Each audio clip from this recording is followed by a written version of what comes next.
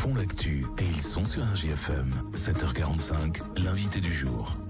Merci d'être avec nous, il est presque 7h46. On va parler du domaine de la Ganne, la ferme pédagogique après-midi ce matin avec Guillaume Pobot. Bonjour Guillaume. Bonjour. Et merci d'avoir répondu à notre invitation en direct ce matin parce que le domaine de la Ganne a rouvert ses portes pour une nouvelle saison depuis un mois maintenant, un gros mois. On va en parler parce que effectivement avec les week-ends prolongés, les ponts et puis les week-ends qui s'annoncent ensoleillés également à venir, j'imagine qu'il y a de l'activité. Comment se porte le domaine de la Ganne déjà? Est-ce que la saison dernière a été une bonne saison? Alors la saison dernière, oui, ça a été, bien qu'on ait souffert du temps qui n'était pas terrible. C'était pas facile. Voilà, c'est ça. On a eu un peu moins de visiteurs que l'année précédente, mais voilà, le temps nous a vraiment pas aidé. Mais dans l'ensemble, on est quand même très satisfait de la saison de 2024 et surtout du démarrage de la saison 2025. On va en parler dans un instant, effectivement, oui, parce que quand les conditions climatiques sont pas là, c'est compliqué de se balader dans les allées aussi. On patauge un peu, peut-être aussi. On est quand même dans une ferme, c'est l'objectif. C'est ça. L'année dernière, je lançais des appels en disant aux gens venez avec vos bottes. Alors cette année, c'est bon. Il y a pas forcément besoin de bottes, alors sauf s'il se met à pleuvoir des cordes et des cordes. Mais voilà, l'année dernière, on a fourni des surchaussures. Enfin bon, c'était un peu compliqué. Le but quand même de la ferme pédagogique, donc, c'est d'être dans une vraie exploitation. Et du coup, moi, j'ai fait le choix d'avoir des allées qui sont en gazon.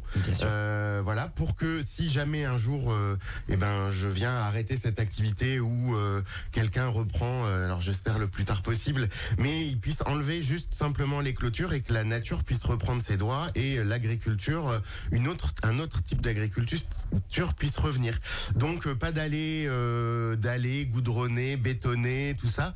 Donc quelques inconvénients parfois. Moi c'est la tonte où je suis obligé de tondre régulièrement. Surtout c'est vrai qu'en ce moment on a besoin d'y retourner rapidement. Ouais. Exactement, là ça pousse et des fois pour les visiteurs c'est quelques inconvénients puisque effectivement quand il pleut il peut y avoir un peu de boue ou de l'eau mais bon les gens sont sympas, ils trouvent que c'est l'aventure quoi. Bien sûr et c'est un lieu évidemment on le disait qui est connu, bien connu des Montluçonnais. On parlait donc de cette nouvelle saison qui a démarré début avril. Alors je sais pas, on n'en a pas parlé avant, mais avec c'est vrai ces week-ends prolongés avec un temps qui est plutôt convenable depuis quelques semaines, ça doit marcher, j'imagine. Oui, là on a eu des belles journées avec beaucoup de monde. En plus, on a eu des jolies naissances qui font que les gens viennent voir nos petits bébés qui sont nés. Donc voilà. Et puis bon, il y a que la seule déception en fait, c'est le week-end de Pâques. Il a fait très mauvais. On avait 40 kilos de chocolat qu'on distribue dans les casiers et du coup, on n'en a pas distribué autant qu'on aurait aimé. Et du coup, ça fait un mois que je mange du chocolat. Donc voilà, l'année prochaine, il faudra que les gens se rattrapent en venant en visite. Pour venir, bien sûr. Ces naissances, donc on a vu sur les réseaux sociaux, parce que le domaine de la Ganne est très actif sur les réseaux sociaux. C'est un vecteur de communication qui est majeur aujourd'hui. Ces naissances, elles apportent vraiment quelque chose. Voilà, c'est aussi la vie de la ferme. Alors exactement. Alors déjà, le premier rapport, c'est pour nous, parce que c'est une grande satisfaction de voir que nos animaux arrivent à se reproduire. Et en plus, on arrive à avoir des naissances qui sont pas très courantes. À savoir là on a des bébés wallabies en ce moment et on a eu notre petite Athéna qui est une femelle chameau, qui est une petite chamelle qui est née donc maintenant il y a 3 semaines. Donc voilà, on est très très content. On espérait, les chameaux sont arrivés en septembre 2021 à la ferme.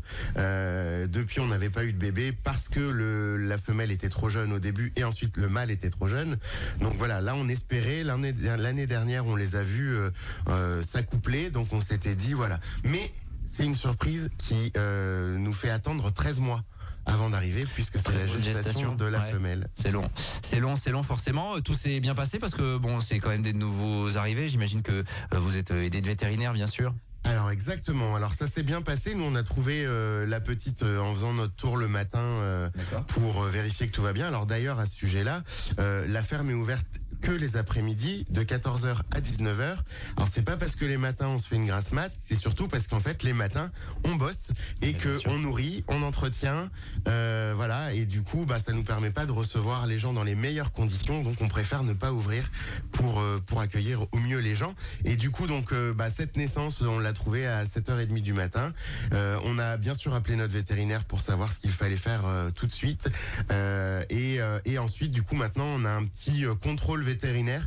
Donc là, on en a eu un à une semaine. On en a eu un hier ou avant-hier, je ne sais plus, à 3 semaines. Et maintenant, ce sera un contrôle tous les mois et demi à peu près, pour vérifier que tout va bien, qu'elle grossit correctement, qu'il n'y a pas de problème, voilà, puisqu'ils sont pas complètement dans leur élément naturel. Donc on vérifie ça. Oui, parce que vous n'avez pas l'habitude des chameaux. c'est pas tous les jours, quoi. Les vaches, à la limite, mais. C'est ça, c'est des animaux avec lesquels, alors on a quand même des formations et on a aussi des collègues vers qui on peut se retourner en disant, bah tiens, j'ai ça, qu'est-ce que t'en penses, est-ce que t'as eu déjà le cas chez toi, mais du coup c'est vrai que on apprend un peu aussi sur le tas et voilà, il paraît que c'est en forgeant qu'on devient forgeron, donc voilà, je pense que c'est aussi en élevant qu'on devient éleveur et qu'on s'habitue à un peu tous les cas de toutes les situations. Athéna va bien donc. Athéna va très bien. Et puis il y a eu un petit poulain, il me semble aussi, qui est né il y a quelques semaines. Oui, alors on a eu plusieurs poulains qui sont nés. On en a encore eu un la nuit dernière. D'accord. Et la nuit d'avant. Donc on passe en plus des super nuits. En plus, ouais. Mais voilà, là il nous reste plus qu'un poulain à naître d'une ponette miniature. Voilà, bon, ça se passe plutôt bien aussi, mais là aussi on apprend encore tous les jours et à toutes les naissances. Voilà, toutes les naissances sont différentes. Ces naissances, est-ce qu'elles nécessitent des adaptations en termes d'organisation de l'espace? Vous faites des ajustements? Ah oui, forcément. Alors là, pour les chameaux, par exemple, le mâle était encore avec la femelle. Donc on a été obligé de le séparer au moins les 15 premiers jours pour que la petite soit bien en forme et puisse courir si jamais il y a besoin. Là, on vient de les remettre ensemble et tout se passe bien. Voilà, les petits poulains, quand ils naissent, on les garde pendant une semaine à l'intérieur du bâtiment des animaux pour être sûr qu'ils soient complètement en forme. Et ensuite, on fait des sorties journalières où ils sortent dehors, ils rentrent le soir. Enfin voilà, on aménage un peu notre temps par rapport à eux et par rapport à leurs besoins. Ouais, bien sûr. Est-ce qu'il y a eu d'autres nouveautés? Donc à part ces nouveaux animaux, il y a eu quelques ajustements là aussi. Alors les nouveautés, on en a une, c'est le parc musical. Donc on a Tony Bigoud qui est bien connu sur la région montluçonnaise, qui maintenant est à Bourges, qui nous a fabriqué des instruments à percussion, donc des drums, et en fait les enfants et les adultes peuvent taper dessus avec des baguettes et produire des sonorités qui sont très très apaisantes et qui ne sont pas du tout agressifs pour les oreilles, et ce qui nous permet de l'avoir pratiquement au milieu des animaux sans que personne ne soit dérangé. Donc voilà, il y a ce petit côté ludique en plus. Voilà, le but c'est d'apporter des nouveaux animaux, mais à un moment on peut aussi arriver un peu à saturation. Nous on est deux, on a 2 bras, 2 jambes, donc au lieu d'augmenter le nombre d'animaux et peut-être perdre en qualité de vie pour eux, on préfère aussi apporter d'autres choses qui soient un peu. Alors il y a 2 ans c'était les citations sur le long du parcours. Voilà, la première année c'était les petits dessins qu'on pouvait faire sur notre puits à la craie. Cette année c'est le parc musical, et puis on verra l'année prochaine, ce sera peut-être un jardin minéral pour pouvoir créer des cairns ou des choses comme ça. Voilà, on essaye de faire des petites choses supplémentaires qui amènent à réfléchir, à méditer ou à produire des jolies choses. Combien d'animaux aujourd'hui Alors c'est difficile à dire le nombre d'animaux, parce que bien sûr avec les naissances ça peut augmenter très vite, mais aussi avec les départs, puisqu'on garde nos animaux jusqu'à leur décès, jusqu'à leur, comme on dit, belle mort, donc jusqu'à un âge avancé pour certains. On a perdu malheureusement une de nos juments qui avant était au réo et qui a fini sa vie chez nous quand les chevaux des réos sont partis, et du coup elle est décédée à 34 ans. Donc voilà. Donc le nombre d'animaux c'est à peu près 600. Ouais, rien que ça, quand même, à peu près 600, c'est énorme. Donc voilà, on a des choses à voir. Comment va le wallaby? Est-ce que le wallaby qui s'était échappé, on a suivi ça évidemment avec cette journée de recherche, il va bien, il s'échappe plus? Voilà, alors bébé s'est échappé, on l'a retrouvé, on a réussi à le rattraper grâce au pain au lait, puisqu'il est très gourmand de pain au lait. Il s'échappe plus, on a changé notre clôture en mettant un grillage anti-escapade en grimpant par-dessus. Donc voilà, pour l'instant, tout tout va bien. On a eu deux bébés. D'accord. donc voilà, on a des bébés wallabies dans les poches qui commencent à montrer le bout de leur nez. Donc voilà, tout va bien, on est content. Bon, et puis il y aura ce marché de producteurs et d'artisans, les bons copains, qui va revenir à la rentrée de septembre, c'est ça? Voilà, exactement. 3e édition du marché des bons copains. Donc on se rassemble toujours avec les amis qui ont fait L'amour est dans le pré avec nous et d'autres saisons bien sûr, mais aussi des bons copains avec lesquels on fait les marchés. On a fait le marché de printemps à Lignerolles, on va en faire d'autres et on lie des amitiés, et du coup il y a des gens qu'on a envie de revoir avec nous à la ferme. Donc voilà, on refait cette 3e édition le 20 septembre. C'est un samedi. Il y aura donc cette année le thème c'est le Far West.